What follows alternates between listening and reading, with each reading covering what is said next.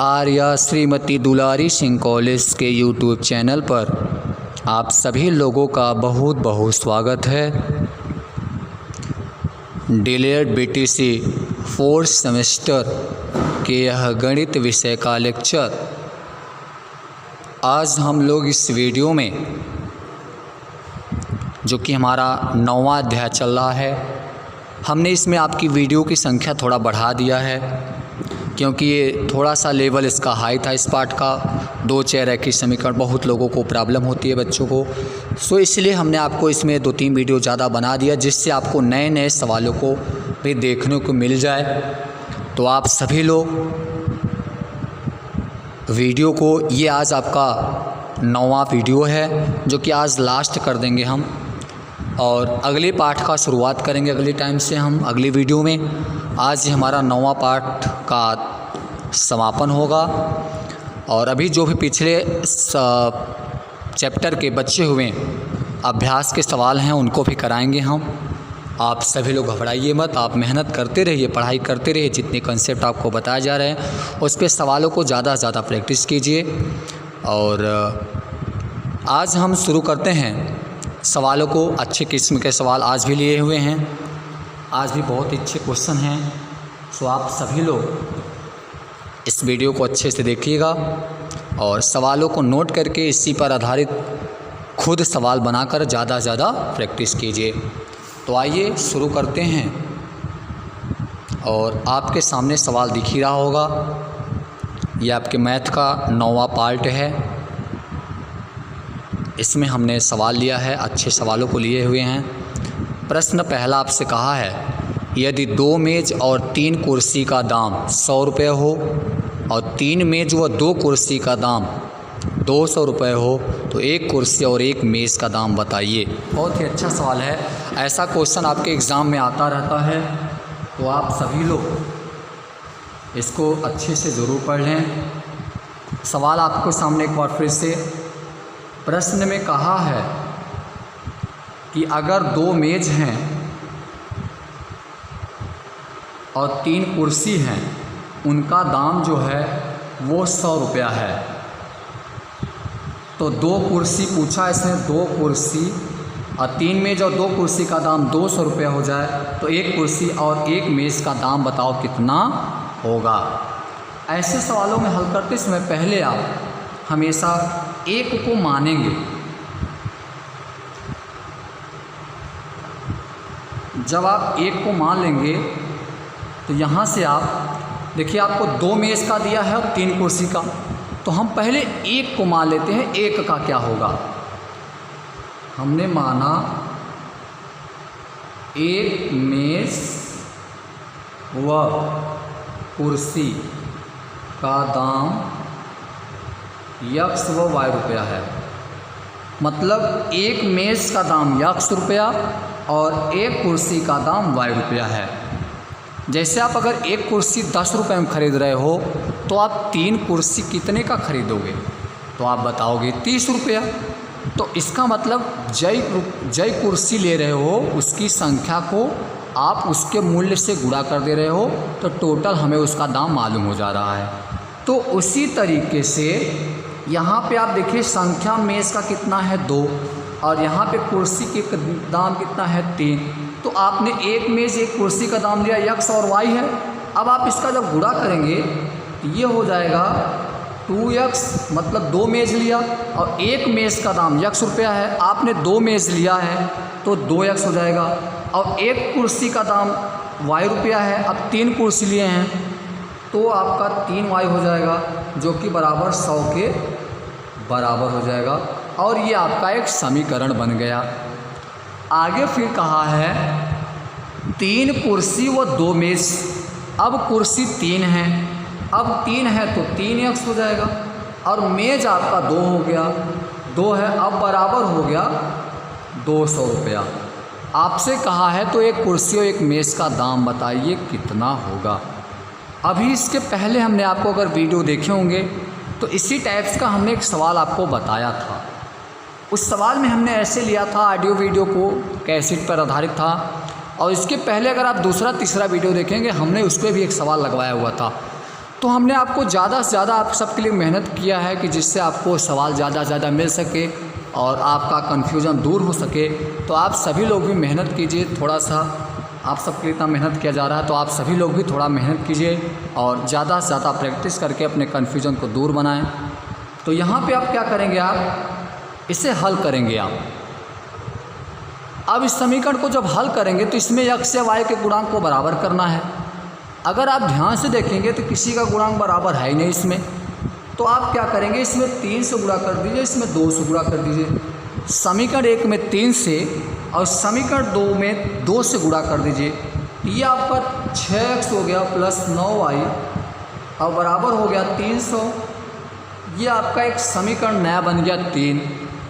अब आप इसमें 2 से गुणा करेंगे तो 6x प्लस 4y बराबर आपका हो गया 400, जो कि समीकरण हो गया 4। अब आप समीकरण को सॉल्व करिए इसे। तो आप समीकरण 3 में से समीकरण यहाँ से थोड़ा सा सवाल में देख लीजिए, ये आपका 200 था, पहला वाला यहाँ पे आपका 200 है और ये 100 था। तो आप घटाएंगे तो यहाँ से 3 में से आप 4 को घटाएंगे तो 6x तो ख़त्म हो जाएगा और 9y में 4y घटाएंगे तो ये आपका 5y आ जाएगा।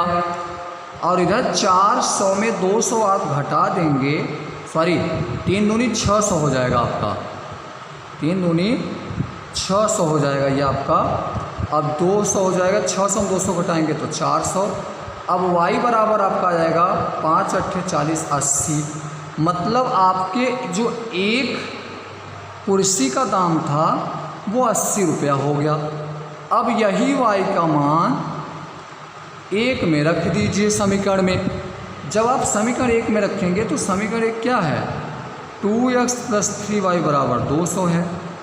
अब y का मान 80 रख दीजिए, तो 2x प्लस 80 रखेंगे तो 8, तो 3 गुणे 80 बराबर 200। तो 2x 8 3 24, 240 को उधर फेंक दीजिए। तो इस तरीके से 3 8 24 घटा दीजिए 200 माइनस, सॉरी ये थोड़ा सा मिस्टेक यहाँ पे हो गया, ये 100 ही आपका था और ये आपका 200 था, तो यहाँ पे 100 हो जाएगा ना, तो 300 हो गया ये आपका। और ये आपका जब 300 हो जाएगा यहाँ पे,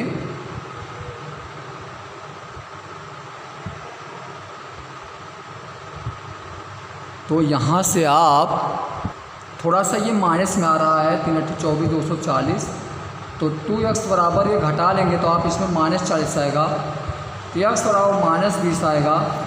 तो आप यहाँ से माइनस थोड़ा सा चिन्ह को हटा देंगे आप यहाँ पे, तो x बराबर ये 20 आ जाएगा, क्योंकि माइनस मूल्य दाम वो माइनस में नहीं होता है। ठीक है, तो आप इस तरीके से थोड़ा सा यहाँ पे सवाल में कटपिट हो गया है, ये आपका हो जाएगा 200 पे, आपको प्रॉब्लम नहीं होनी चाहिए, तो ये माइनस आप यहाँ पे छोड़ देंगे। आइए अगले सवाल की तरफ चलते हैं। और अगला सवाल आपसे कहा है कि 3x प्लस वाई बराबर 8, x प्लस 2y बराबर 3, आप इसे हल कीजिए। अब आप जब इसे हल करेंगे तो ये आ गया आपका 3x प्लस वाई बराबर 4 और x प्लस 2y बराबर 3। समीकरण 1 और समीकरण 2। अब आप इसे हल करेंगे और तो हल करने के बाद आप पाएंगे यहाँ से देखिए गुणांक बराबर है नहीं, आप इसे गुणांक को बराबर करेंगे। तो गुणांक जब आप बराबर करेंगे तो इसके लिए आप y का गुणांक बराबर कर लिए, तो 1 में 2 से गुणा कर लीजिए, ये हो जाएगा 6x प्लस 2y बराबर 8 और ये आपका समीकरण 3 बन गया। अब आप समीकरण 3 में से 1 को घटाइए, तो 3 है आपका 6x में 1x गया 5x, और उधर 8 में से 2 को घटाएंगे तो 3 में से आपका जब 8 में से 3 जाएगा तो 5 हो गया, तो यक्स बराबर आपका 1 आ गया। अब जब यक्स बराबर 1 आ गया तो इस यक्स के मान को किसी समीकरण में आप रख दीजिए। जब आप किसी समीकरण में रखेंगे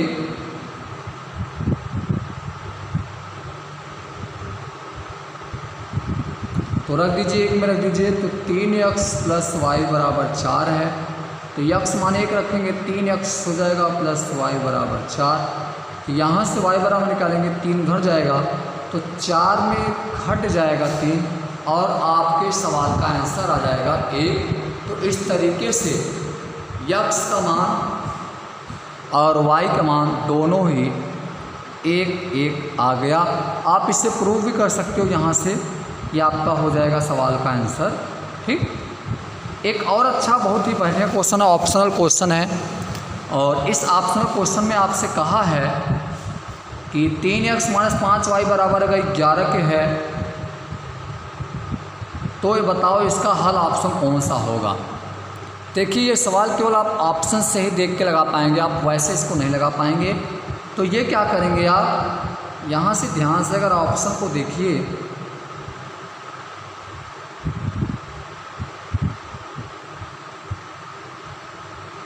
तो पहला ऑप्शन दिया है x बराबर 2 और y बराबर 1। तो x बराबर 2 और y बराबर 1 आप रख के देख लीजिए क्या यह समीकरण हल हो रहा है। तो जब आप x बराबर 2 रखेंगे तो 3 दूनी 6, ये तो 6 हो गया, और y बराबर 1 रखेंगे तो 5 को उड़ा 1 में 5 1 का 5, तो 6 में 5 घटाएंगे 1 आएगा जो कि 11 के बराबर नहीं है।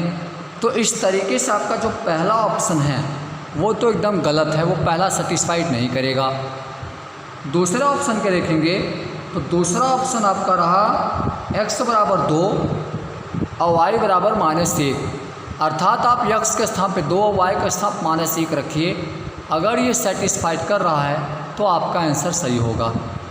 तो यहाँ से आप x बराबर 2 रखेंगे तो 3 दूनी 6 हो गया, और y बराबर अगर -1 रखेंगे तो 5 1 का 5 -5 प्लस 5 हो जाएगा, और 6 5 11, जो कि आपके राइट हैंड साइड में भी 11 दिया हुआ है। तो इस तरीके से आपका सवाल का आंसर हो गया। ये जो आपका दूसरा ऑप्शन है यही करेक्ट आंसर है। आप तीसरे को भी अब चेक नहीं कर सकते, आप कर भी सकते हैं, कोई दिक्कत नहीं, क्योंकि एक ऑप्शन हमारा एक ही उत्तर सही होगा। तो 3 में से हमारा दूसरा ऑप्शन सही है। आप अगले ऑप्शन को भी देख सकते हैं, यहाँ x बराबर -2 रखेंगे तो 3 दूनी 6 -6, और y बराबर 1 रखेंगे तो +5 हो जाएगा, तो -1 आएगा जो कि बराबर नहीं है। x बराबर 3 रखेंगे तो 3 3 का 9, और y बराबर 5 दूनी 10, 9 में से 10 जाएगा 1 आएगा जो कि आपकी y बराबर 11 के बराबर नहीं है। तो इस तरीके से ये आपका मान सही नहीं है। तो आपका करेक्ट आंसर केवल ऑप्शन 2 होगा, जो कि दिए हुए सवाल का आपका आंसर हुआ। आइए अगले सवाल की तरफ चलते हैं, और अगला सवाल आपसे कहा है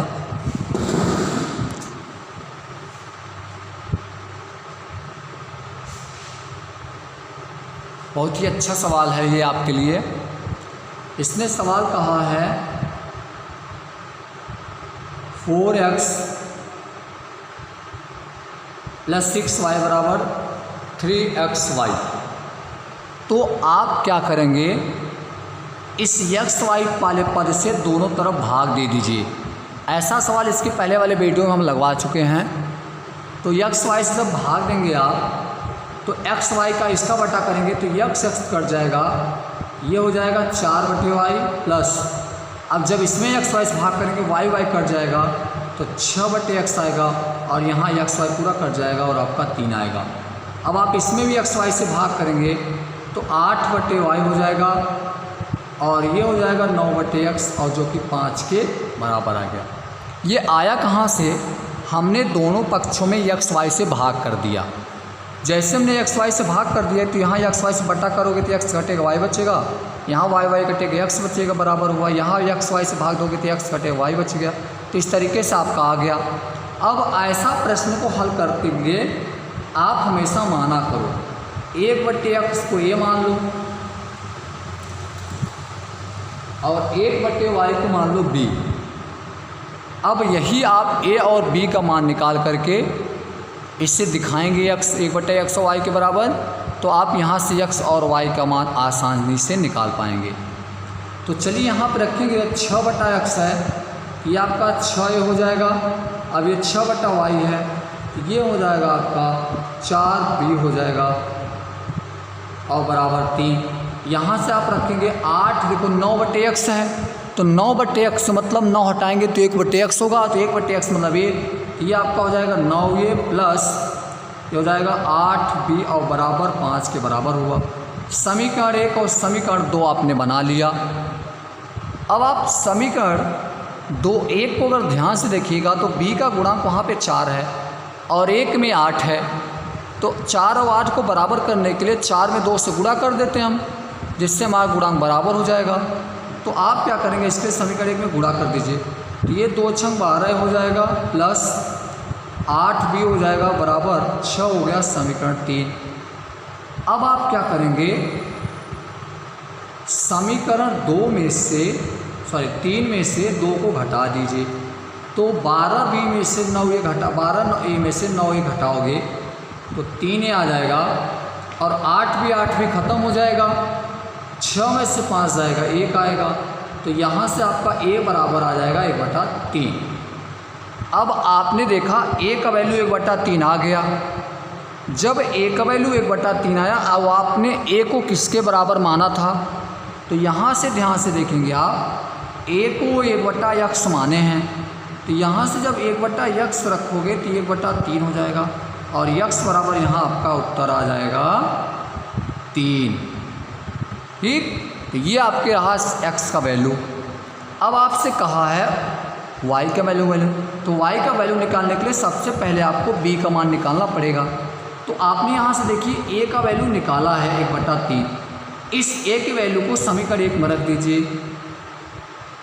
अब समीकरण 1 में जहाँ a होगा वहाँ पे 1/3 रखिए, तो समीकरण ये रहा आपका, तो 6 × 1/3 प्लस 4b बराबर 3, तो 3 दूनी 6, तो 4b बराबर 1 हुआ और b बराबर आपका 1/4 हो जाएगा।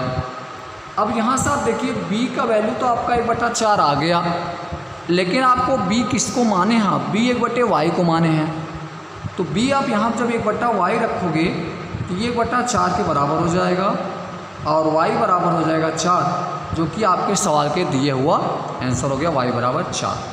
तो इस तरीके से आपका x और y दोनों पदों का मान आसानी से आ गया और हमें आशा है कि आपको समझ में भी आ गया होगा। इसके पहले जो पहला सवाल था उसमें थोड़ा सा मिसप्रिंट के चक्कर में सवाल मिस्टेक हो गया था थोड़ा, उसके लिए आप सॉरी। तो यहाँ से थोड़ा सा आप उसको एडजस्ट कर लेंगे, सही कर लेंगे, और थोड़ा सा काट पीट हो गया है तो आप समझ लेंगे, उसके लिए थोड़ा सा।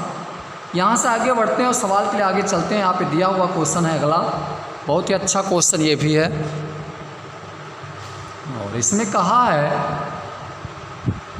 कि पिता व पुत्र के आय का योग, मतलब पिता हैं और पुत्र हैं, दोनों को मिलाकर उनका योग 40 वर्ष है और उन दोनों के आयु का जो अंतर है वो 20 वर्ष है। तो बताइए पिता कितने वर्ष के हैं। तो आप क्या करेंगे, मान लेंगे,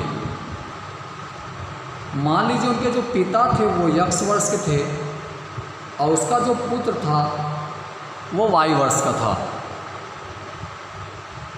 माना जो उसका पिता था वो x वर्ष का था, उसका जो पुत्र था वो y वर्ष का था। अब आपसे प्रश्न में कहा है कि पिता व पुत्र दोनों को मिलाकर के 40 वर्ष हो रहा है। तो जब दोनों 40 वर्ष के योग के बराबर हैं तो मतलब पिता पुत्र मतलब x प्लस y दोनों 40 के बराबर हैं, दोनों को मिलाकर 40 के बराबर है। अब कहा है दोनों का अंतर 20 है, मतलब जो पिता का आयु है उसमें और जो पुत्र का आयु है उसमें दोनों के आयु में अंतर दिया है 20 का। अब जब दोनों के आयु का योग अंतर 20 है तो यहाँ पे आप रखेंगे x माइनस वाई बराबर 20 हो गया। इसे मान लीजिए समीकरण 2। अब आप समीकरण 1 और 2 को हल कर लीजिए। आप एक जो को हल करेंगे तो इसे जोड़ दीजिए। समीकरण 1 धन 2 x जुड़ जाएगा 2x और ये plus Y minus Y cut जाएगा, तो 40 20 60 तो यक्स बराबर आपका कट के आ गया 30, 2 से कट जाएगा 60, 30 में। अब यक्स का वैल्यू तो 30 आ गया, समीकरण 1 में रख दीजिए। तो यक्स का मान 3 है, तो समीकरण 1 में यक्स प्लस वाई बराबर 40 है। यहाँ से जब 30 रखेंगे तो y बराबर 40 और y बराबर आपका आ जाएगा 10। तो इस तरीके से देखा आपने कि y का वैल्यू आपको 10 के बराबर आ गया। तो x बराबर 30 और y बराबर 10। इसमें आपसे पूछा पिता की आयु केवल बताना है, तो पिता की आयु को आपने माना है यक्स, और यक्स बराबर यही हो गया, तो यही हमारे पिता की आयु हो गया 30 वर्ष। ये आपके सवाल का आंसर रहा। क्लियर हुआ? आइए आगे बढ़ते एक और सवाल रहा, लास्ट सवाल है। कहा है 2 संख्याओं का योग 8 है। अब पता नहीं कौन सा 2 संख्या है जिसे जोड़ने पर 8 आ रहा है। अब उनका अंतर 2 है। वैसे तो 2 संख्याओं का योग बहुत होता है, जो 8 आ जाए, 5 3 हो गया, 4 4 हो गया, 6 2 हो गया, 7 1 हो गया। लेकिन अब आपसे कहा है कि संख्या बताइए क्या है। तो माना एक संख्या यक्स है और जो दूसरा संख्या है वो आपका y है। अब कहा है दोनों का योग 8 है, तो मतलब यक्स प्लस वाई बराबर 8 है, और दोनों का अंतर 2 है। मतलब जो दोनों संख्याएं आपने माना है उन दोनों संख्याओं में अंतर 2 का है, मतलब यक्स माइनस वाई बराबर 2। तो समीकरण 1 और समीकरण 2 बन गया। अब आप इसके आगे सॉल्व कर सकते हैं, और सॉल्व कर सकते हैं इसके पहले हम आपको बताए हैं, और बहुत ढेर सारा इस पर हम आपको सवाल भी बताए हैं। तो x प्लस वाई बराबर 8 और x माइनस वाई बराबर 2, पहला समीकरण हुआ, दूसरा समीकरण हुआ। आगे सवाल को हम नहीं लगा रहे हैं, ये आपके लिए सवाल छोड़ रहे हैं। बहुत ही सिंपल क्वेश्चन है। दोनों को जोड़ेंगे तो 2x y कट गया, 2x इधर 2 10, x बराबर 5 आ गया आपका, और y बराबर आपका 3 आ जाएगा। तो दोनों संख्याएँ आ गई। लेकिन आप इसे स्वयं सॉल्व करेंगे, आंसर आपका 5 और 3 आने वाला है, और आंसर लगा करके आप इसे कमेंट बॉक्स में भेजिएगा। आपके आंसर का वेट रहेगा आप सभी लोग। तो आज आपका 9वां पार्ट पूरी तरह से समाप्त हुआ, और अगली वीडियो में अगले पार्ट के साथ शुरुआत करेंगे हम लोग, जिसका नाम है आपका वर्ग समीकरण है। आपका शायद 10वां पार्ट है मैथ्स का। हाँ, वर्ग समीकरण है, और उसमें वर्ग समीकरण में x स्क्वायर bx 2 घात समीकरण का भी रूप है। तो उस चैप्टर का अध्ययन करेंगे, और उसमें भी नए सवालों लेकर आएंगे। तब तक आप इधर पिछले जितने वीडियो पढ़ाया गया सभी का अध्ययन करके अच्छे से पढ़ाई कर लीजिए, और अपनी पढ़ाई करते भी रहिएगा। अगले वीडियो में फिर से मिलते हैं, तब तक के लिए आप सभी को बहुत बहुत धन्यवाद।